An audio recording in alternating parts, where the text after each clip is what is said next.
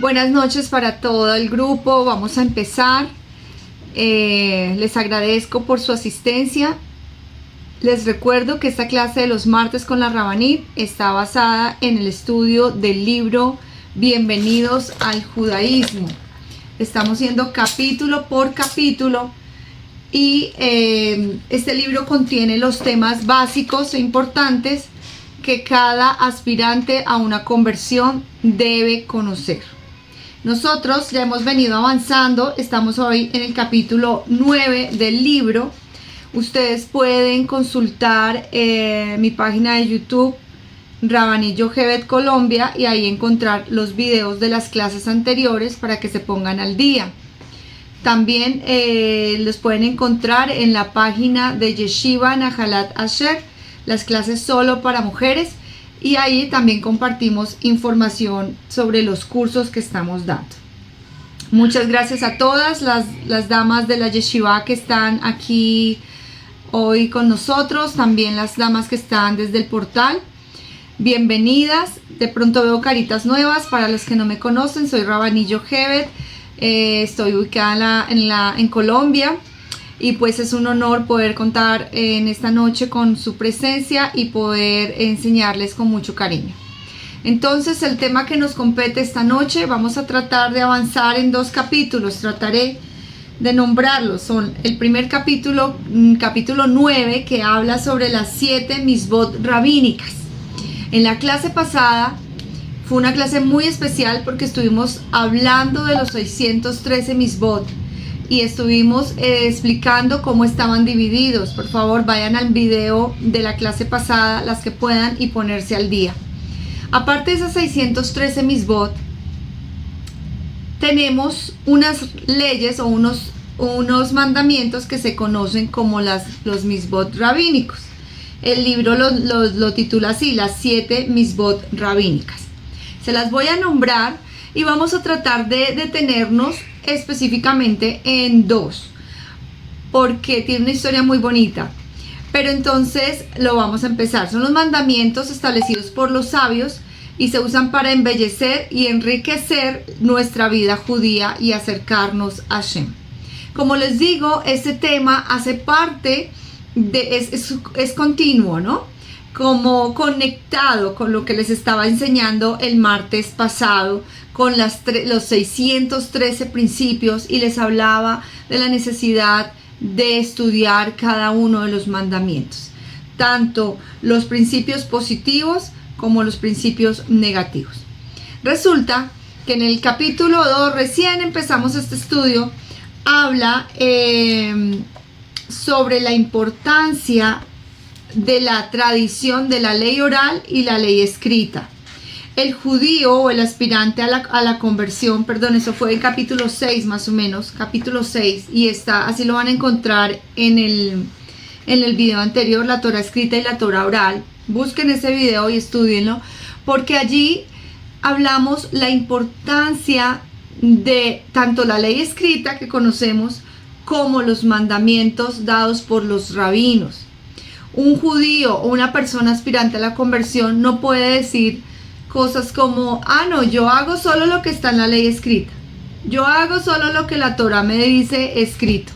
Pues resulta que en ese capítulo 6, este libro nos habla de la importancia de la tradición oral y cómo la tradición oral hace parte también de la tradición de la ley escrita, y que nuestros rabinos lo han organizado para que nosotros lo podamos llevar a práctica y entenderlos mejor. El primero tiene que ver con Shabbat. Se dice guardará Shabbat. Eso hace parte de la ley escrita, ¿verdad? Pero ¿cómo guardamos Shabbat? Ahí hace parte las explicaciones, ahí es donde entran los rabinos, las leyes rabínicas, para enseñarnos cómo guardamos Shabbat. Dentro de eso, ustedes van a entender que es normal, y para nosotras las mujeres, cuando entramos a Shabbat, entramos a través del encendido de las velas. ¿Encendemos cuántas velas? Generalmente se encienden 2 velas. Una es para guardar y otra es para recordar. Algunas tradiciones, como la tradición askenazí, no solamente que enciende 2 velas, sino que enciende además una por cada una de sus hijos.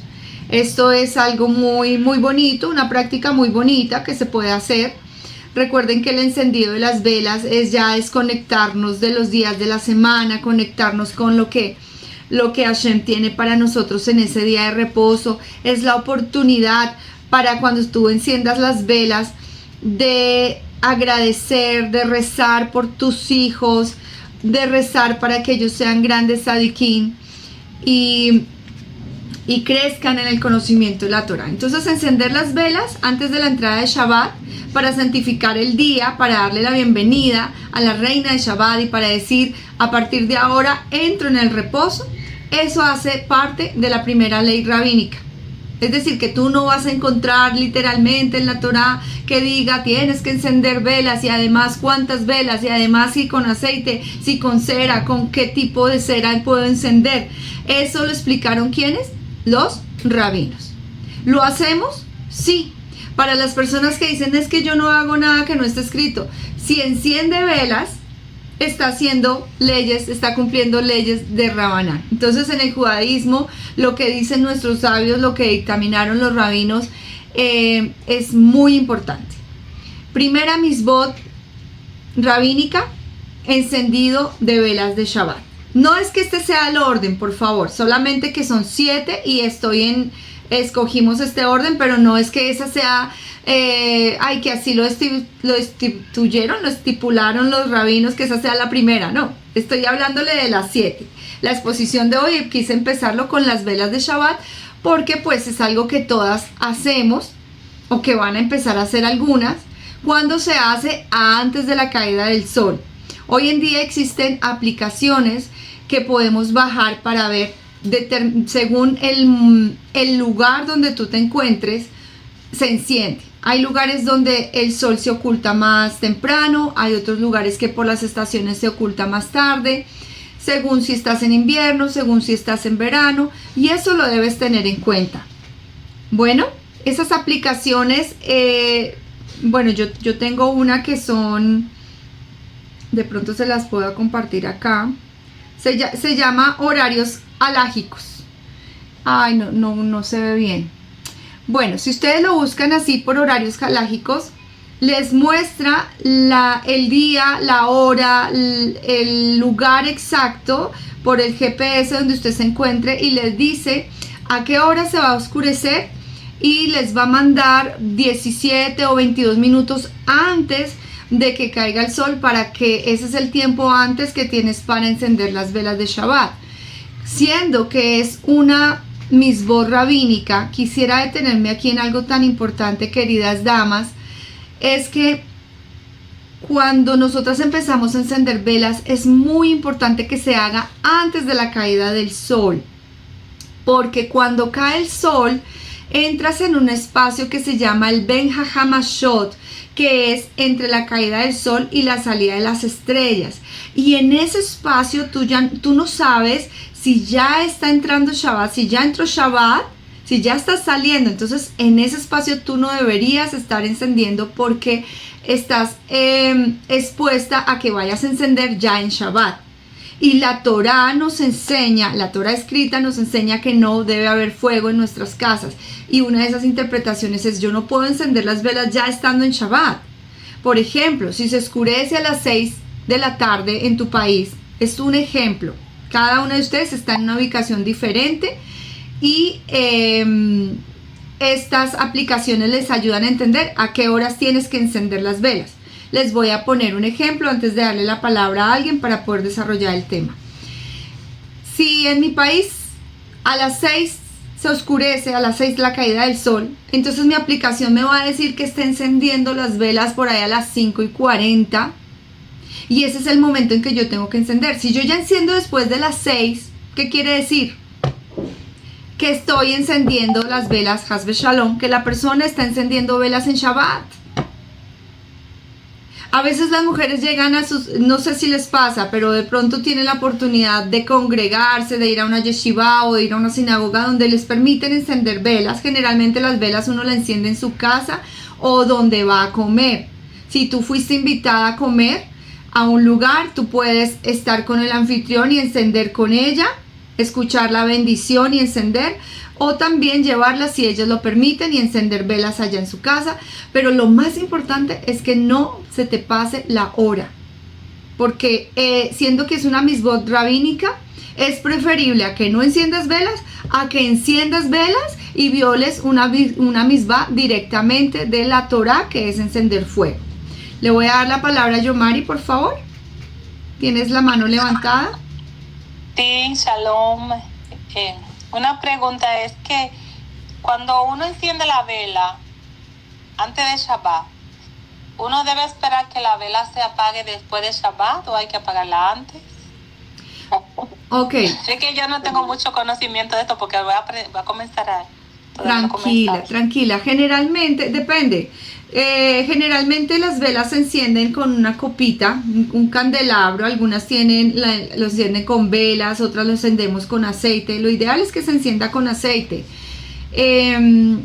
Y hay un tiempo que te dure por lo menos 72 minutos. O sea, que esa vela no sea que duró 15 minutos y ya, porque si vas a encender 17 minutos antes o 20 minutos antes de que caiga el sol y ya se le apagó la vela.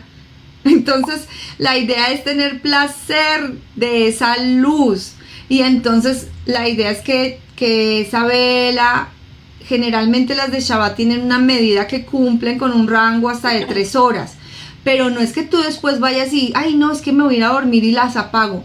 No, es preferible que utilices agua y aceite a una medida que el aceite, no sé si eso tendría que explicárselos como más gráfico, pero no las tengo acá. Y otra pregunta. Perdona porque no he terminado ahí. No he terminado ahí. Lo que sí te digo es que no las puedes apagar. Porque la cena, o sea, el kiddush y todo, y si tienes invitados puede durarte 2 y 3 horas ahí hablando de Torah, cenando con los compañeros que invitaste, y lo ideal es que las velas las disfrutes, que esas velas estén iluminando el lugar donde se come. Pero no es que yo me voy a dormir y las apago. Entonces tienen que tener en cuenta eso. Hay velas especiales para Shabbat. No te vas a encender un velón así que te va a durar 2 y 3 días, porque pues no. Esos son para el eruv, cuando hay eventos que toca cocinar. Eso es otro tema, pero sí hay unos velones que se encienden para grandes, que tienen que durar lo que dura toda la fiesta. ¿Sí? Porque de ese fuego existente se toma para cocinar, para prender y las estufas en las fiestas, en los Yom Tov. No así con las velas de Shabbat. Las velas de Shabbat no te van a durar hasta el otro día. A veces si lo hacen con aceite y le ponen mucho aceite, le puede durar 4, 5, 6 horas, ¿sí? Porque toman la copa y la llenan de aceite. Otros le ponen mitad agua, mitad aceite, y cuando el aceite se quema, ya se apaga. Bueno, pero no es que tú vayas a soplarlas y apagarlas, porque eso es una melajot de Shabbat, que no se puede encender fuego, y si no se puede encender fuego, tampoco se puede apagar. Entonces tengamos cuidado con eso. Muchas gracias por tu pregunta. Pero que también sobre ese mismo punto, excusa, tenía otra pregunta sobre en el templo, o sea, en el templo, bueno, en el desierto. Sí. Ajá, sí. Cuando se encendía el fuego de Shabbat, o sea, porque a la lámpara antes de Shabbat o en la fiesta, quiero confirmar, se encendía antes de Shabbat para que eso alumbrara toda la noche. Bueno, tú estás hablando de la menorá. La menorá, eso era un servicio que hacía Aarón el Cohen para Hashem, y eso todos los días, todo el tiempo estaba encendida. Ajá, ¿okay? Pero esto sí, es la otra pregunta cosa. es, pero que de ese fuego que ya se encendió antes de Shabbat, ¿no se puede tomar de ese fuego? ¿Se puede?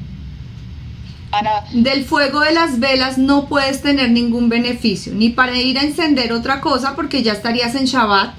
Acuérdense que lo último que yo hago ahí es encender las velas para entrar al Shabbat, entonces yo ya no puedo manipular ese fuego. Tampoco es que se me fue la luz y yo me voy a poner a tomar provecho de las velas de Shabbat. Miren que de esa pregunta se desprenden otras leyes. Las velas de Shabbat no se les toma provecho, ¿ok? Ni para leer, ni para ir a encender otra cosa, y después ni para moverlas, porque las velas constituyen algo que se llama mukse, y el mukse no se puede mover.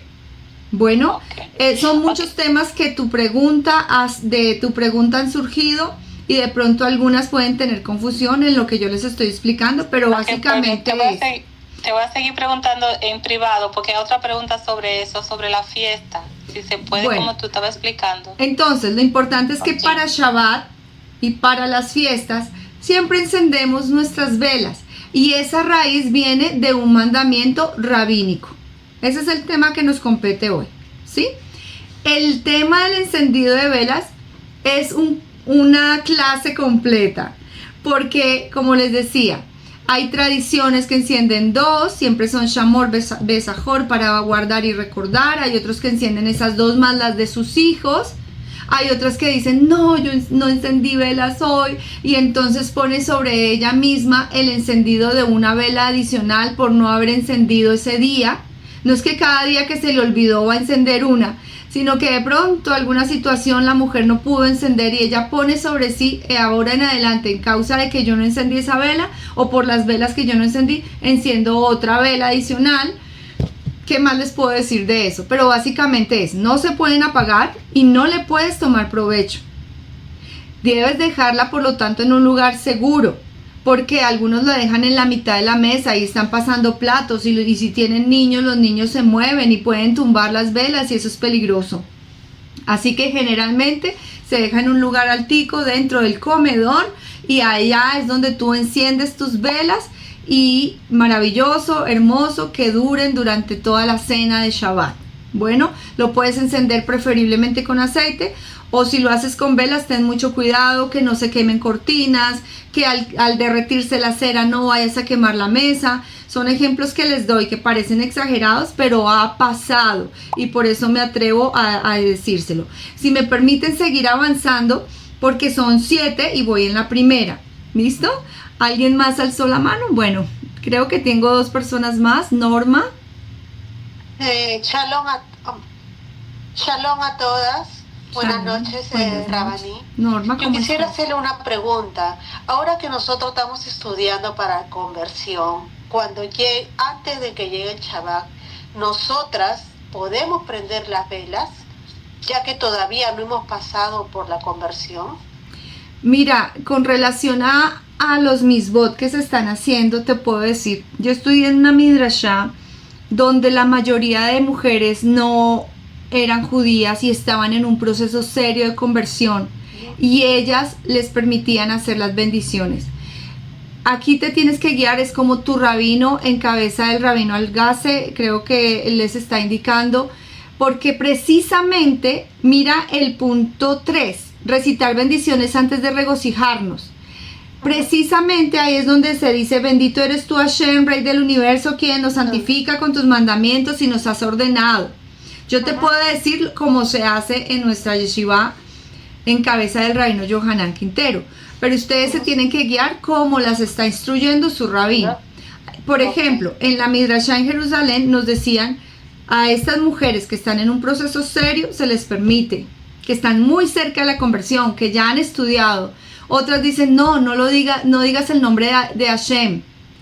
Di Amonai o di Eterno, no sé cómo las han instruido ustedes que no lo digan, o lo digan en español, bendito eres tú, Hashem, y que no lo digan en hebreo y con el nombre, porque es que Hashem es su nombre, Hashem no es uno de los nombres de él. Cuando nosotros estamos diciendo Hashem, estamos diciendo su nombre. Pero él es Amonai, no se los voy a decir cómo es, sino que él es Amonai, él tiene otros nombres, Elohim, y lo digo con la K, para que no pronunciar su nombre santo. Entonces, si ustedes entienden eso, porque el punto 3 precisamente habla, las misbot rabínicas, hace parte de bendecir a Hashem antes de los regocijos, de las fiestas. Y tenemos muchas bendiciones que tienen esta parte. Quien nos santificas con tus mandamientos y nos has ordenado encender las velas de Hanukkah. Y nos has ordenado sentarnos en la Sukkah. Y nos has ordenado levantar la elevación de las manos. Entonces esta bendición es muy importante y la hacemos en muchas ocasiones. pero tú te vas a conducir según norma, como te esté diciendo tu rabino, porque yo no quiero entrar en situaciones, es que la rabaní enseñó esto. Si tu rabino ya enseñó algo, se van por esa línea, por respeto a la autoridad. Muchas gracias, Norma. Muchísimas gracias. Bueno, María Obando, tienes la palabra.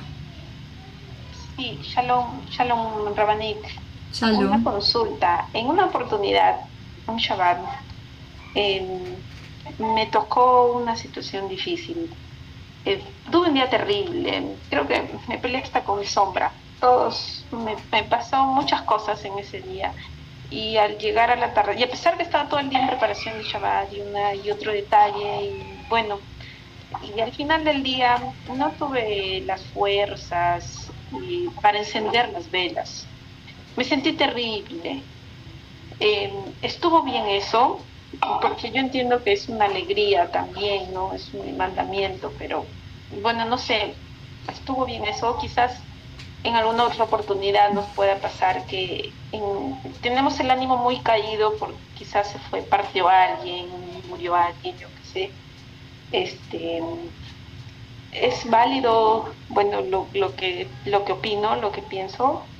Bueno, te digo que como estás practicando, lo haces voluntariamente y no estás obligada. Pero una vez tú procedas ya a la conversión, hay muchos mandamientos, querida, que se deben cumplir, sientas o no. Porque esa obligación es Torah y sienta o no. Discúlpame que sea tan honesta en esto, pero en otras religiones es yo alabo si yo siento, yo canto si yo siento. En el judaísmo tú cumples y cumpliendo viene el sentimiento.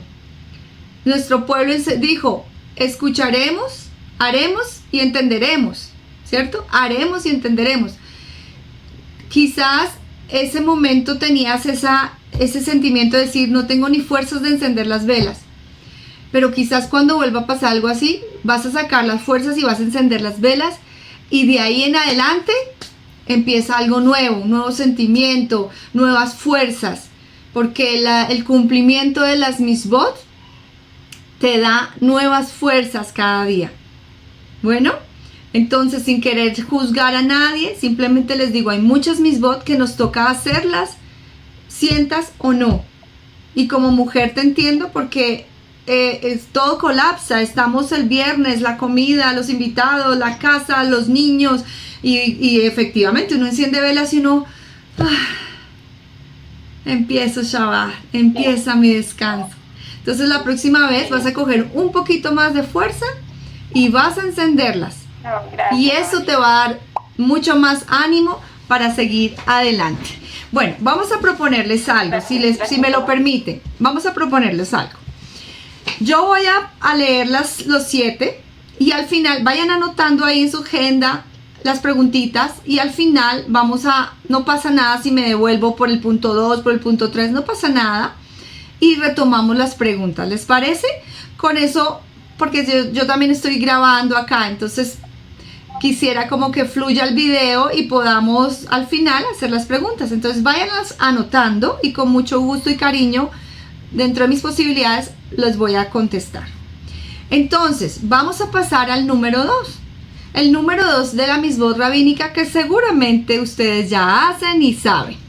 Pero por si acaso, vamos a estar hablando de esta misbot que es la Netilat Yadayim. El lavado de las manos antes de comer para santificar los alimentos.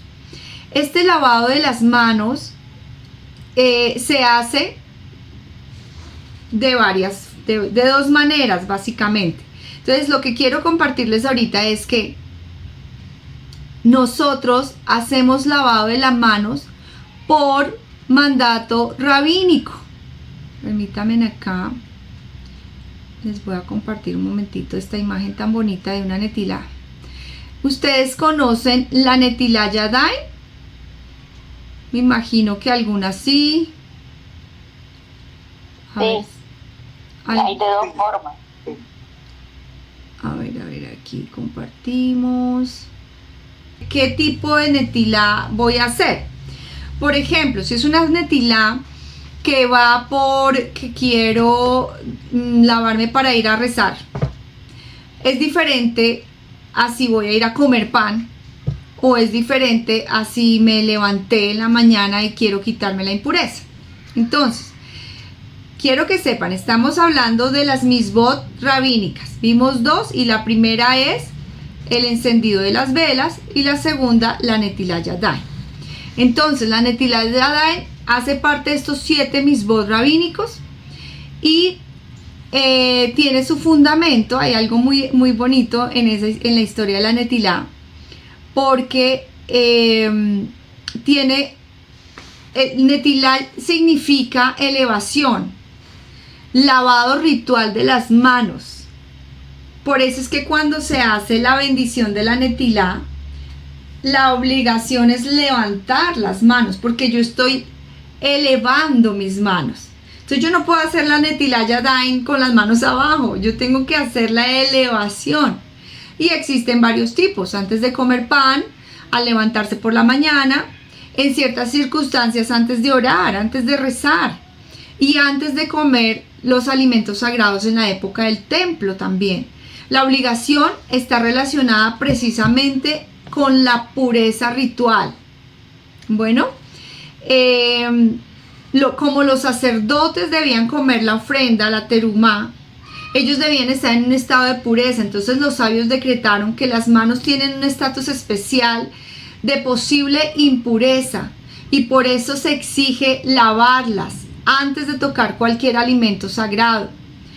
No sé si ustedes ya han visto esto, pero por ejemplo, antes de tocar cualquier cosa, al levantarse, debes primero que todo ir y hacer tu Netilat Yadayim, porque nuestros sabios establecieron, especialmente en las uñas, que era la impureza de la noche, y tienes que quitar esa impureza. Es tanto que hay segulot para los niños que son enojados, que son violentos, que se les dice a la mamá: hagan Netilat Yadayim con su hijo, hágale Netilá todas las mañanas.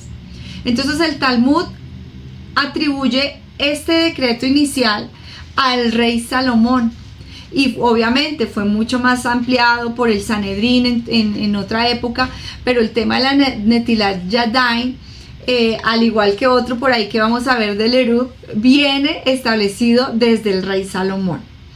Entonces, no es un tema de halajá, pero me gustaría mostrarles un poquito de cómo es que se hace entonces la Netilá. Lo que nos compete hoy son las leyes dadas por los rabinos, las leyes rabínicas, las misbot rabínicas. Ya vimos el encendido de las velas de Shabbat y estamos en el punto 2, que es la Netilat Yadayim. Hay Netilá como la imagen que les mostré, y hay Netilás sencillitas como estas que vienen en plástico.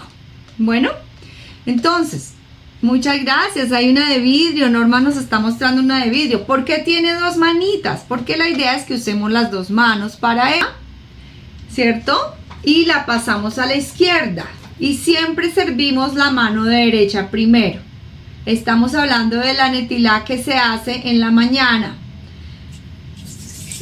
1, ahora la cojo. 2, ahora la cojo con la otra mano. 3, ahora la cojo con la otra mano. 4, ¿cuántas hacemos? 5 y 6. O sea, 1 acá, 1 acá, 1 acá, 1 acá, hasta completar 6. Alternado. Alternada, gracias, Baruch Hashem. Alternada. ¿Cuándo es que hacemos la alternada? Cuando resulta que me corté las uñas, cuando me corté el pelo, cuando me levanté en la mañana para quitarme la impureza ritual, la impureza de la noche. Ese es el tipo de Netilá que hacemos, ¿ok? Y lo mismo, pero no alternada, sino que se hace 1, 2, 3, siempre sirviendo a la derecha. 1, 2, 3, siempre sirviendo primero a la derecha y luego 3 en la izquierda. Esto es para cuando voy a comer pan. Aquí les puse una explicación muy básica porque pues la clase no es de alajá de cómo se hace netilá. La netilá es un asunto, oye, unos secretos sobre la necesidad de purificar las manos, de mantener las manos limpias. Cuando tú sales del baño, haces tus necesidades. Por eso generalmente en nuestras casas ustedes van a ver que los lavamanos son fuera del lugar del baño, de la taza, o que se hace generalmente la netilá en la cocina porque no se puede pronunciar el nombre de Hashem o hacer oraciones en el baño. Entonces, miren que les mandé pildoritas. Espero que las hayan agarrado. Entonces les hablé de dos cosas. Lavado de las manos, dependiendo de para qué lo haces, es el lavado. Pero siempre el del pan no es igual a ninguno, ¿no? El del pan en las manos y hago la bendición y luego me seco. Los demás son alternados. ¿Cuáles son los demás? Voy a ir a rezar, cada vez que de pronto se toca una parte privada, cuando sale del baño, cuando se cortó las uñas, cuando te cortaste el pelo, eso hay que hacer Netilat Yadayim alternada. Y hace parte de una de las misbot, de las 7 misbot rabínicas. ¿Están conmigo? Continuamos. Maravilloso. Vamos al número 3, que el número 3 precisamente, ya me les adelanté un poquito, pero habla de recitar las bendiciones antes de regocijarnos. Hay bendiciones que se hacen, es decir, vamos a decirlo así. Todas las bendiciones, la mayoría de esas bendiciones que hacemos para las fiestas antes de comer, las hacemos por orden rabínica. Hay una que es directamente de la Torá y es: comerás, te saciarás y bendecirás a Hashem tu Elohim. Eso es el Birkat Hamazon. De ahí sale el mandamiento de hacer Birkat Hamazon cuando yo como el pan, según unas medidas de pan ya establecidas.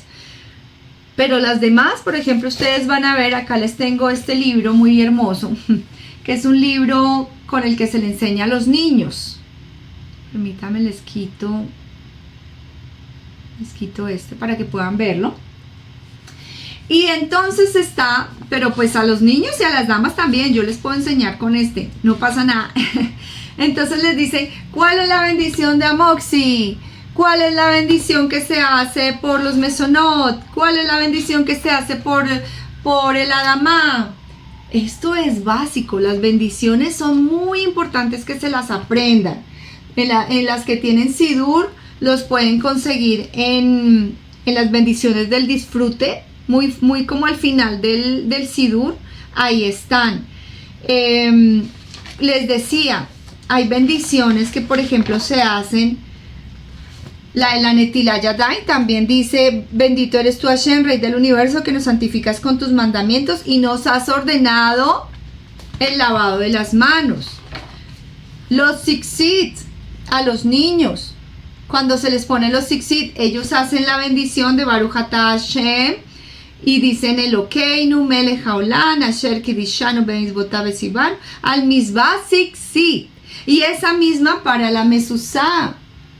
Todas estas bendiciones, aquí habla antes de regocijarnos, que son las de la comida, las del Adamá, las del mesonot, las del sheakol, también las del Lulav cuando estamos en Sukkot, una de nuestras fiestas judías.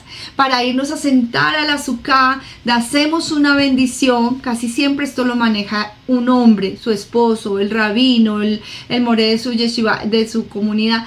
Ellos son los que dirigen estas oraciones. Pero también está la de las luces las luces de Shabbat. Miren que acabamos de decirlo. Por eso decimos Baruch Atah Hashem Elokeinu melech haolam asher kidishanu. Aquí está todas esas bendiciones de hay una bendición de Sheheheyanu, que es una bendición que se hace cuando estrenamos, cuando recibimos regalos importantes. Esa bendición en general, el punto 3 nos está diciendo que recitar bendiciones antes de regocijarnos, es antes de comer o antes de sentarnos en una de las fiestas, es una misbah rabínica. Entonces es importante saber de qué estamos hablando ¿Y de qué vamos a hablar y de qué hablamos? En este momento estamos hablando de las misbot de los rabinos y ya hemos visto 2.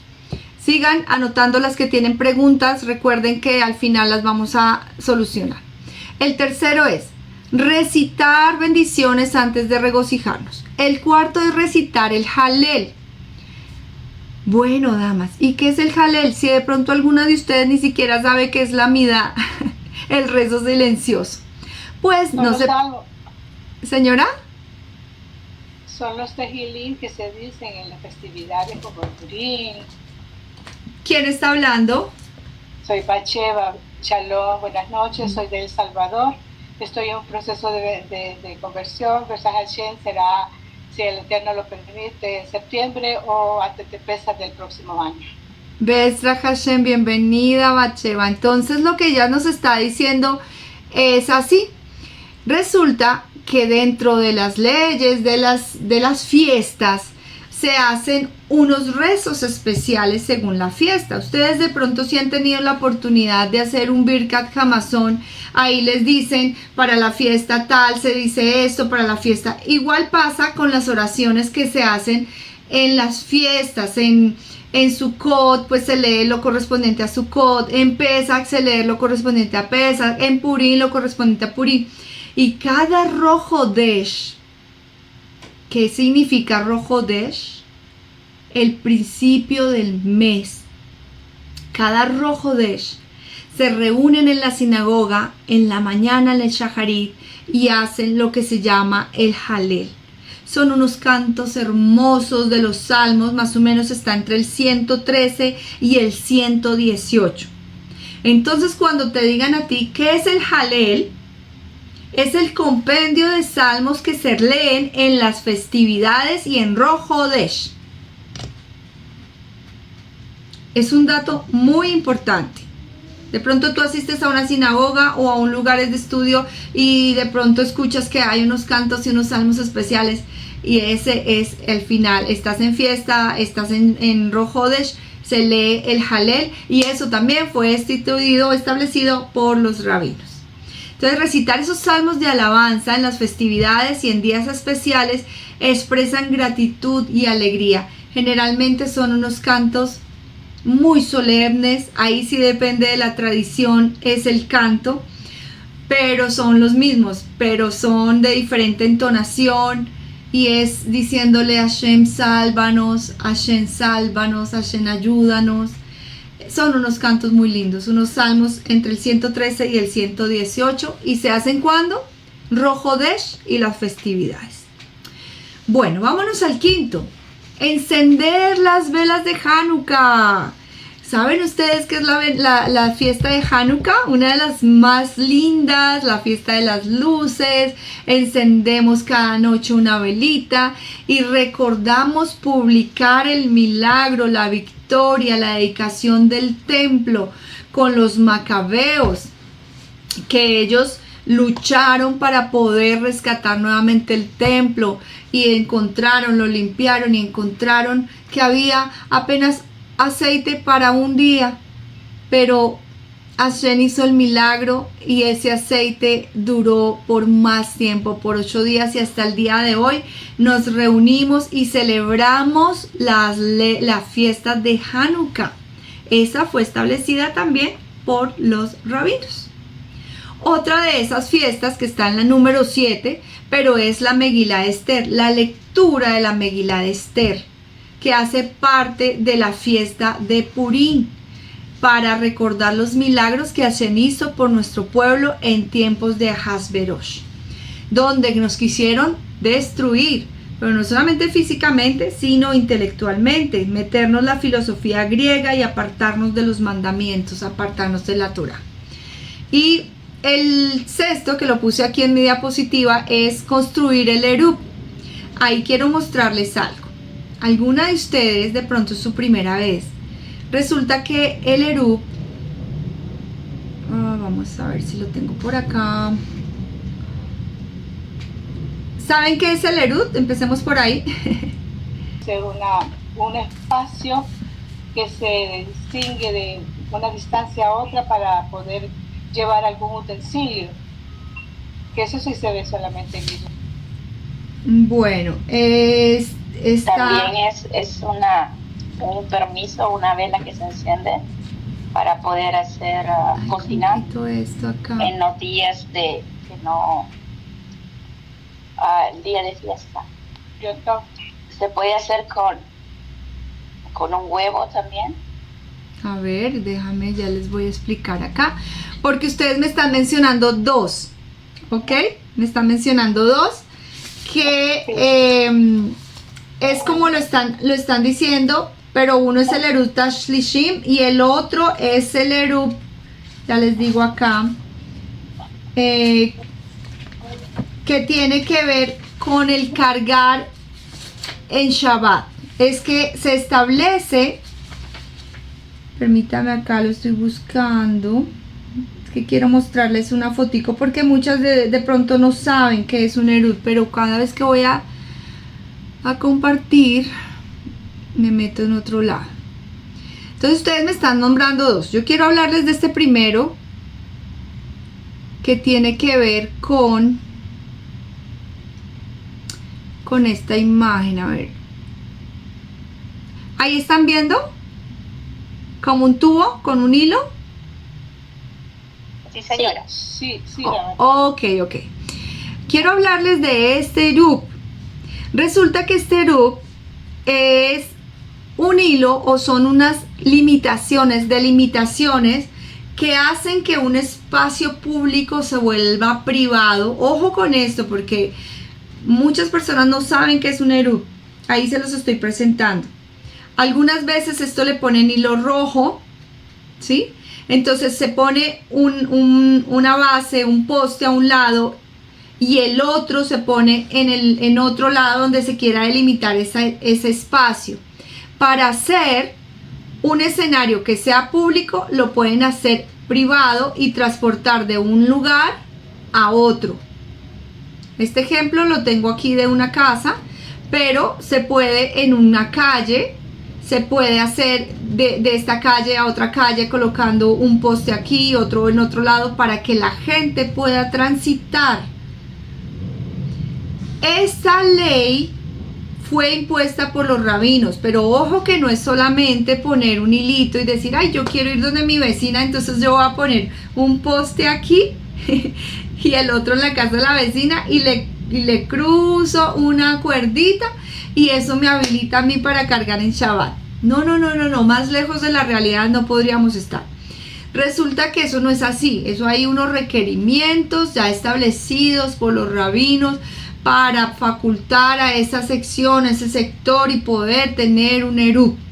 Bueno, hay unas leyes, debe pasar más o menos 600,000 personas por ese lugar, es para facilitar la comunión, la comunicación entre unos y otros. Este Eruv, acuérdense de esto por favor, fue establecido también por nuestros sabios.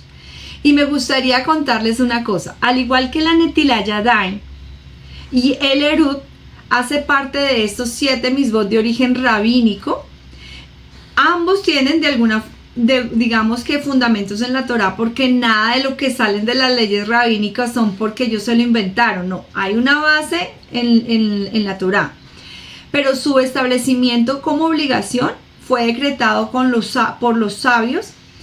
Y básicamente el Eruv nace como de una necesidad desde el rey Salomón. Yo quiero ver si les encuentro acá. La palabra Eruv significa mezcla, unión o integración. Y su propósito es transformar varias propiedades privadas en una sola unidad legal. Esta es como la definición de lo que es un Eruv. Para permitir ciertas acciones de Shabbat que de otro modo estarían prohibidas por decreto rabínico, porque resulta que no se puede cargar en Shabbat. No puedo salir de un espacio privado a un espacio público con algo en la mano, en los bolsillos. Entonces este tema del Eruv fue decretado desde el rey Salomón cuando él instituyó el Eruv y el lavado de las manos. Está escrito que una voz celestial se escuchó y decía: hijo mío, si tu corazón es sabio, también mi corazón se alegrará, afirmando que esto de que había él implementado era un acto muy bonito, porque lo que él quería era la unión de las personas celebrando Mitzvot, en este caso Shabbat, y que no fuera un impedimento para que ellos compartieran o se unieran, como es lo que significa Eruv, significa mezcla, unión, integraran más bien a la comunidad. Posteriormente se desarrollaron pues otras formas del Eruv, que es un Eruv para callejones, y durante ese Eruv las personas podían caminar y cargar. Bueno, ¿por qué era necesario? Porque varias familias compartían los patios y espacios comunes, y aunque cada casa era privada, transportar de un patio para el otro podía traer una confusión respecto a si estaban violando o no Shabbat. Entonces este Eruv crea una residencia común que les permitía, mediante un alimento compartido, que normalmente era pan o matzá, simbolizando que todos los residentes formaban un solo hogar y podían comer de ese Eruv. Entonces, hasta el día de hoy se conoce ese término. Ay, se me perdieron. ¿Están conmigo? Yo me perdí. Hasta el día de hoy reconocemos el Eruv como una imposición o un reglamento, una mitzvah de los sabios. Otra cosa que ustedes nombraron fue lo del plato de comida. Resulta que cuando las fiestas, y me tengo que adelantar porque ya se me va a acabar el tiempo, resulta que lo de las fiestas es que cuando empieza una fiesta que me va a coger con Shabbat, yo tengo que hacer una oración que diga que por medio de este Eruv, que ahí sí tengo que tener un velón, porque como en las fiestas rigen las mismas leyes de Shabbat, excepto cocinar. Yo puedo cocinar para la fiesta, pero no más. No puedo hacer otras cosas, las melajot de Shabbat. Entonces yo, antes de la fiesta, preparo un velón grande, y ese velón hago una declaración, pongo un pan y un huevo, que lo mencionaban aquí algunas queridas damas, y hago una declaración diciendo que por medio de este Eruv se me permite cocinar, hornear y preparar todos los alimentos de la fiesta y del Shabbat, para preparación al Shabbat. Eso quiere decir que hay un fuego existente y unos elementos que representan una comida. Eso también se llama Eruv. Bueno, hoy hemos hablado bastante de estos dos temas que son súper importantes, y hemos repasado las 7 mitzvot rabínicas.